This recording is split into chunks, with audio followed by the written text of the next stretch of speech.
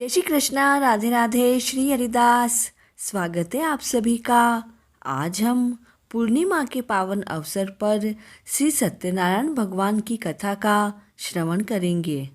एक समय नैमिषारण्य तीर्थ में शौनकादिक ऋषियों ने सूत जी से पूछा कि जिसे करने से मनुष्य मनोवांछित फल प्राप्त कर सकता है, ऐसा कौन सा व्रत है?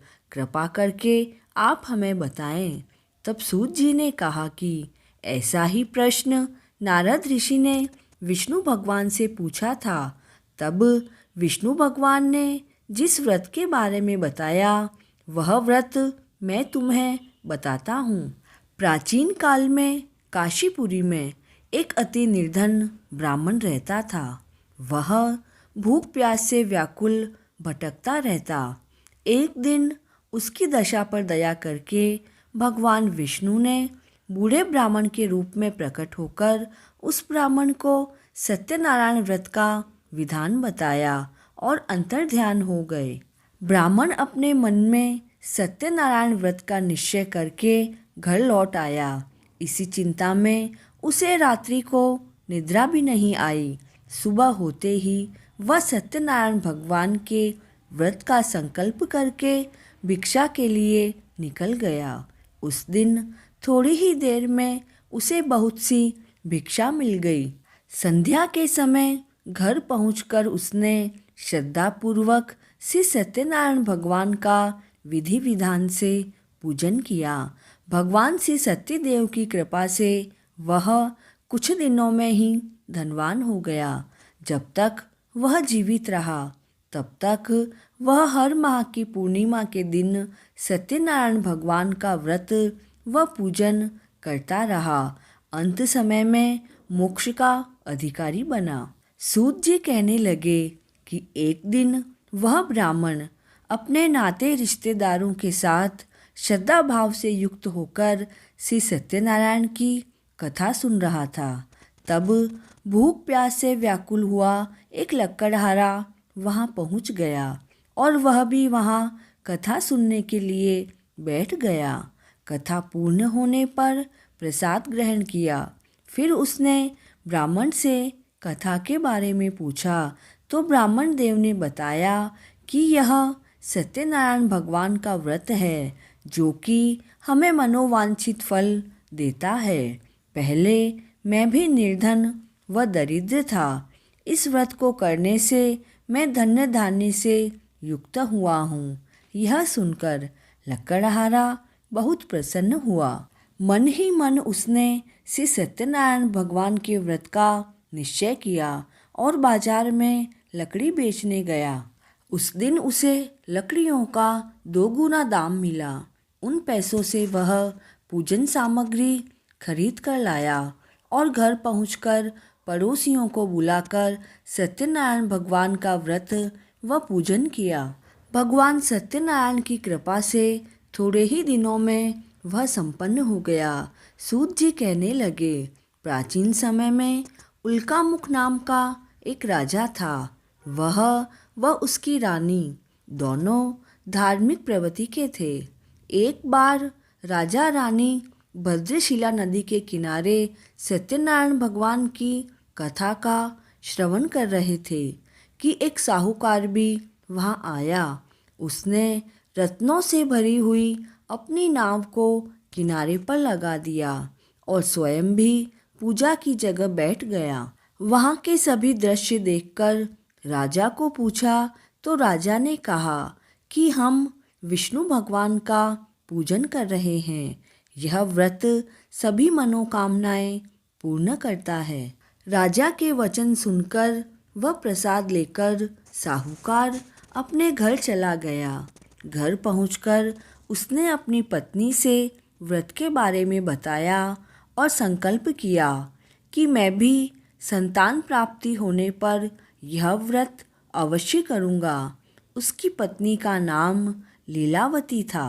भगवान सत्यनारायण की कृपा से उसकी पत्नी कुछ ही दिनों बाद गर्भवती हो गई। वह 10वें महीने में एक सुंदर कन्या को जन्म दिया। कन्या का नाम कलावती रखा। वह पूर्णिमा के चांद की तरह बढ़ने लगी, अर्थात बड़ी होने लगी। एक दिन मौका देखकर लीलावती ने अपने पति को सत्यनारायण देव का व्रत करने का स्मरण करवाया, तो उसके पति ने कहा कि मैं तो कन्या के विवाह पर व्रत करूँगा। यह कहकर साहूकार अपने कार्य में लग गया। जब वह कन्या विवाह के योग्य हुई तो उसने कंचनपुर नगर के साहूकार के पुत्र के साथ अपनी पुत्री का विवाह कर दिया। विवाह के समय वह साहूकार दुर्भाग्यवश व्रत करना भूल गया, जिससे भगवान सत्यनारायण बहुत क्रोधित हो गए। कुछ समय बाद वह साहूकार अपने दामाद के साथ समुद्र के किनारे रत्नसारपुर नगर में व्यापार करने लगा। एक वहाँ के राजा चंद्रकेतु के यहाँ खजाने के से चोरों ने धन चुरा लिया। राजा के सिपाही चोरों का पीछा कर रहे थे। चोरों ने चुराया हुआ धन साहूकार की कुटिया में फेंक दिया और स्वयं भाग गए। सिपाही चोरों को ढूंढते हुए वहीं पहुंच गए जहां पर ससुर और दामाद दोनों ठहरे हुए थे। उन्होंने दोनों वणिकों को चोर समझकर पकड़ लिया। राजा ने दोनों को जेल में डलवा दिया व उनका धन भी राजकोष में डाल दिया। इधर भगवान सत्यनारायण के क्रोध से लीलावती व कलावती बड़े दुख से अपना जीवन व्यतीत कर रही थी। एक दिन कलावती भूख प्यास से व्याकुल होकर मंदिर में गई। वहाँ पर भगवान सत्यनारायण की पूजा व कथा हो रही थी, तो उसने वहाँ बैठकर कथा सुनी और प्रसाद लेकर रात होने पर घर आई। माँ ने बेटी को देर से आने का कारण पूछा, तो उसने मंदिर की सभी बात अपनी माँ को बताई। उसकी बात को सुनकर लीलावती को अपने पति की हुई भूली बात का स्मरण हो आया, तो उसने सत्यनारायण भगवान के व्रत को करने का निश्चय किया। उसने अपने सभी सगे संबंधियों के साथ सत्यनारायण भगवान की कथा सुनी व दया भरे वचनों से प्रभु सत्यनारायण से प्रार्थना की कि मेरे पति ने संकल्प करके आपका व्रत नहीं किया, उसी कारण आप क्रोधित हो। अब कृपा करके उनकी गलती को क्षमा करें। लीलावती की दारुण प्रार्थना सुनकर भगवान सत्यनारायण प्रसन्न हो गए।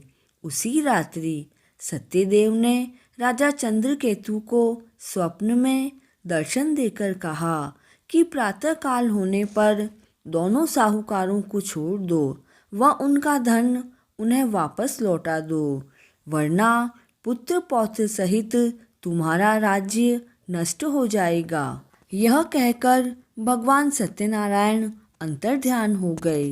राजा ने प्रातःकाल होते ही दोनों साहूकारों को छोड़ दिया व उन्हें सम्मान सहित विदा किया। दोनों साहूकार नौका लेकर अपने गांव के लिए निकल पड़े। तभी सत्यनारायण भगवान सन्यासी के रूप में उनके सामने आए और बोले, तुम्हारी नौका में क्या है? तब साहूकार ने हंसते हुए कहा कि नौका में तो फूल और पत्तों के अलावा कुछ नहीं है। यह सुनकर सन्यासी ने कहा कि ऐसा ही हो। सन्यासी के जाने पर साहूकार ने देखा कि सच में नौका में तो फूल और पत्ते ही पड़े हैं, तो वह बेहोश हो गया। तो दामाद उस सन्यासी बाबा के पास गया और क्षमा याचना की। उसकी प्रार्थना सुनकर भगवान ने प्रसन्न होकर इच्छित वरदान दिया और अंतर्ध्यान हो गए। दोनों ससुर जमाई ने नौका में देखा तो वहाँ पर पहले जैसा धन हो गया। फिर दोनों ने सत्यदेव का व्रत व पूजन किया और फिर वे घर की तरफ निकल गए। अपने गांव के पास पहुंचकर साहूकार ने घर पर लीलावती के पास दूत भेजकर आने का संदेश दिया। लीलावती उस समय भगवान सत्यनारायण की कथा सुन रही थी। उसने अपनी पुत्री कलावती को कहा कि तुम्हारे पति व पिता आ गए हैं, मैं उनके दर्शन के लिए जाती हूँ, तुम भी प्रसाद लेकर आ जाना। कलावती जल्दबाजी में कथा का प्रसाद लेना भूल गई और वह भी नदी के तट पर अपने पति के दर्शन के लिए आ गई। जैसे ही कलावती वहां पहुंची तब नौका सहित पति जल में डूब गया। यह देखकर साहूकार बड़े तेज स्वर में रुदन करने लगा। वह उसकी पत्नी भी विलाप करने लगी। कलावती सती होने के लिए तैयार हो गई। तभी आकाशवाणी हुई कि हे साहूकार, तेरी पुत्री ने प्रसाद का निरादर किया है, वह पति से मिलने आई है। यदि वह घर जाकर प्रसाद लेकर आए तो उसका पति जीवित हो जाएगा। यह सुनकर कलावती भगवान सत्यनारायण की कथा का प्रसाद लेकर आई तो देखती है कि उसका पति जीवित हो गया। वह साहूकार जब तक जीवित रहा तब तक भगवान सत्यनारायण का व्रत करता रहा, वह कथा श्रवण करता रहा। अंत में श्री सूत जी कहते हैं कि एक बार तुंगध्वज नाम का राजा शिकार के लिए गया। वहाँ उसने देखा कि एक वृक्ष के नीचे सभी ग्रामवासी भगवान सत्यनारायण का पूजन कर रहे हैं और कथा श्रवण कर रहे हैं। तो उसने भी भगवान को ना तो नमस्कार किया और न ही पूजन के पास गया। ग्रामवासी भगवान का प्रसाद लेकर राजा के पास पहुँचे तो राजा ने प्रसाद की परवाह नहीं की, वह महल चला गया। महल पहुँचते ही राजा को पता चला कि उसके पुत्र पौत्र व सारी धन संपत्ति नष्ट हो गई है। तो उसे वह वन की घटना याद आ गई। तो उसे विचार आया कि यह सब भगवान के प्रसाद का निरादर करने से हुआ है। यह सोचकर राजा पुनः वन जाकर ग्रामवासियों के साथ भक्तिपूर्वक भगवान सत्यनारायण का पूजन करके वह प्रसाद लेकर गया। वह वापस महल आया तो सभी पहले जैसा हो गया। तब से राजा हमेशा सत्यनारायण भगवान का व्रत, पूजन व कथा श्रवण करता रहा। कथा पूर्ण हुई। बोलिए श्री सत्यनारायण भगवान की जय हो। जय श्री कृष्णा।